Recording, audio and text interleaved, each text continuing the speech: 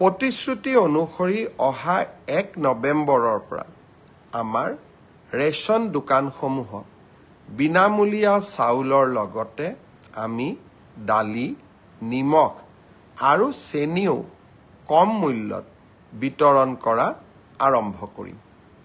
ইয়াৰ সমান্তৰালভাৱে মহিলা উদ্যমিতা আঁচনিৰো পুঁজি বিতৰণৰ কাম চলি আছে। অহাকালি মই বিশ্বনাথ চাৰিআলিত যাম আৰু মহিলা উদ্যমিতা আঁচনিৰ পুঁজি বিতৰণ কৰিম। ঠিক সেইধৰণে তিনিচুকীয়া আৰু ডিব্ৰুগড়, জোনাই এই তিনিওটা সমষ্টিতে মই এই 10 তাৰিখৰ ভিতৰত যোৱাৰ বাবে পৰিকল্পনা কৰিছোঁ, যাতে বিশ্বনাথ, তিনিচুকীয়া, ডিব্ৰুগড় আৰু জোনাই এই চাৰিওটা সমষ্টিতে মহিলা উদ্যমিতা আঁচনিৰ পুঁজি 10 তাৰিখৰ আগতে আমি বিতৰণ কৰিব পাৰোঁ।